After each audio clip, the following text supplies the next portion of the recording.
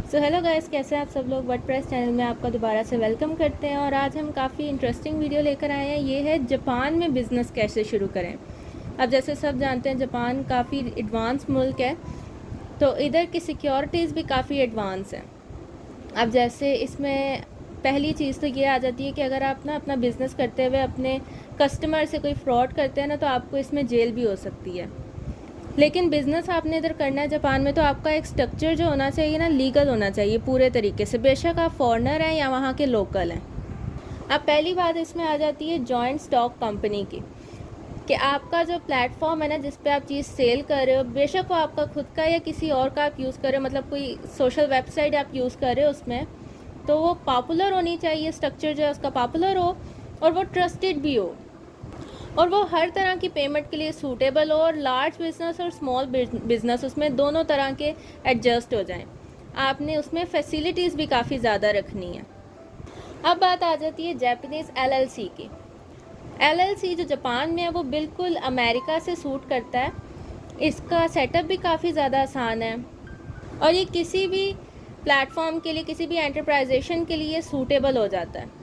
और अगर आप इसमें नहीं इंटरेस्टेड, एलएलसी में आपका नहीं इंटरेस्ट, तो आप जापान की एक प्लेटफॉर्म है, गोडा नाम है उसका, वो ईजियर भी है और फास्ट भी है और कॉस्ट भी उसकी लो है। आप उस पर भी स्टार्ट कर सकते हैं।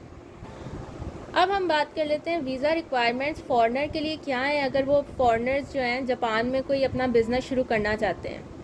सबसे पहले तो इसकी रिक्वायरमेंट ये है कि आप अपना एक बिज़नेस मैनेजर आप हायर करें, या फिर आपके पास एक फ़िज़िकल ऑफिस होना चाहिए जापान में, और आपने इसमें एटलीस्ट 5 मिलियन यॉन, जो कि इक्वल है 35,000 यूएस डॉलर्स के।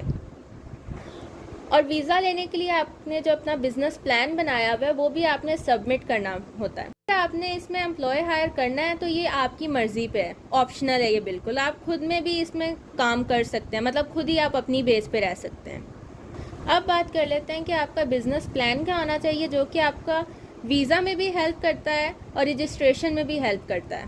तो पहला आ जाता है कि आपके पास ना बिज़नेस और कंपनी का मिशन काफ़ी अच्छा होना चाहिए और इसका विज़न भी काफ़ी अच्छा होना चाहिए। आपके प्रोडक्ट और सर्विस अच्छी होनी चाहिए, आपकी टारगेट मार्केटिंग अच्छी होनी चाहिए, आपके बिज़नेस का स्ट्रक्चर अच्छा होना चाहिए और 1 से 3 साल का फाइनेंशियल प्रोजेक्शन होनी चाहिए और आपके प्लान जो है काफ़ी हाई लेवल होने चाहिए। अब बात कर लेते हैं कि जापान में आप अपना ऑफिस एड्रेस जो है कैसे सिक्योर कर सकते हो। तो पहले इसमें बात आ जाती है कि आपका जो फिज़िकल एड्रेस है ना, जिसमें आपका ऑफिस है जापान में, वो आपके पास हमेशा रहना चाहिए, वो विजुअल में नहीं होना चाहिए। ये आपकी हेल्प करेगा रजिस्टर करने में आपकी कंपनी को। पहले इसमें टाइप आ जाती है कि आपका जो ऑफिस है वो आपके पास या तो कोवर्किंग स्पेस में होना चाहिए, प्राइवेट स्पेस में होना चाहिए, फिजिकल स्पेस में होना चाहिए। और ऑफिस जो है ये कॉन्ट्रैक्ट सिर्फ आप ही के नाम पे होना चाहिए। सो गाइस, अब हम आ जाते हैं इस बात पे कि आप अपनी कंपनी को रजिस्टर कैसे करा सकते हैं जापान में। तो पहला इसमें आ जाता है कि हम जापान की लीगल अफेयर ऑफ ब्यूरो से अपनी कैसे करा सकते हैं रजिस्ट्रेशन। सबसे पहले तो इसमें यह आ जाता है कि आपने अपनी कंपनी का नाम डिसाइड करना है, उसका एड्रेस डिसाइड करना है और उसका कैपिटल और बिज़नेस प्रोसेस डिसाइड करना है। फिर आपको आर्टिकल्स बनाने पड़ते हैं इन कॉरपोरेशन में, और आपके जो सारे डॉक्यूमेंट्स हैं वो नोटराइज्ड होने चाहिए सिर्फ के से। सो इसके बाद आ जाता है कि आपको जापानीज़ बैंक अकाउंट्स में अपना डिपॉजिट भी देना पड़ता है। फिर आपको अपनी एप्लीकेशन सबमिट करनी पड़ती हैं होयू कोयाकू में, जो कि एक लीगल अफेयर ऑफ ब्यूरो है। और इसके लास्ट स्टेप में ये आ जाता है कि आपने अपनी कंपनी के रजिस्ट्रेशन के सारे सर्टिफिकेट लेने होते हैं।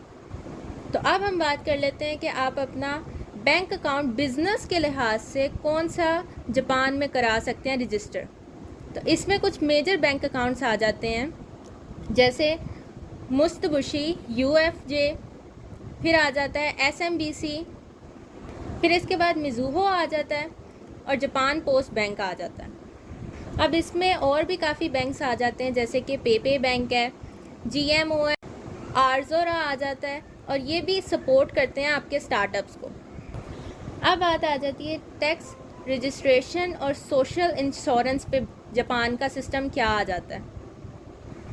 अगर आपने कॉर्पोरेट टैक्स के लिए रजिस्टर करना है तो आपको टैक्स ऑफिस से करना पड़ता है और आपको कंजम्पशन टैक्स भी लगता है।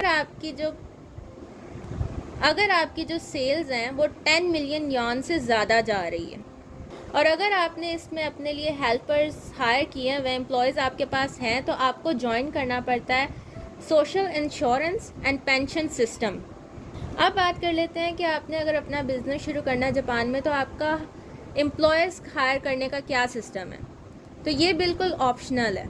आप अगर एम्प्लॉयज़ जापान में हायर कर रहे हो तो आपको उनकी हेल्थ इंश्योरेंस भी करानी पड़ेगी और उनकी पेंशन भी करानी पड़ेगी।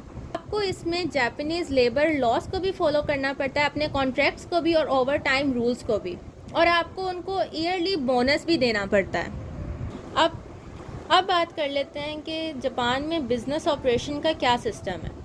पहले बात तो आपको अपने बिज़नेस के लिए एक अकाउंटेंट हायर करना पड़ेगा और आपको अपनी फाइनेंशियल रिपोर्ट्स भी सबमिट करानी पड़ेंगी। अब बात कर लेते हैं कि अगर आप बिज़नेस जापान में स्टार्ट कर रहे हैं तो उसकी कॉस्ट पहला इसमें आ जाता है कंपनी रजिस्ट्रेशन GK। अब इसमें आपको 60,000 to 1,20,000 यॉन लग जाते हैं और ये अगर US डॉलर्स में देखा जाए तो 400 से 800 डॉलर्स लग जाते हैं। अब बात कर लेते हैं कि आपका ऑफिस रेंट कैसा होगा और ये मंथली किया जाता है। यॉन में देखा जाए तो ये 50,000 या कभी इससे भी ज़्यादा चला जाता है। US डॉलर्स में देखा जाए तो 350 से भी ज़्यादा ये जा सकता है। अब इसकी बिज़नेस वीज़ा इन्वेस्टमेंट क्या है। यॉन में देखा जाए तो ये 5 मिलियन तक है और US डॉलर्स में देखा जाए तो ये 35,000 तक जाती है।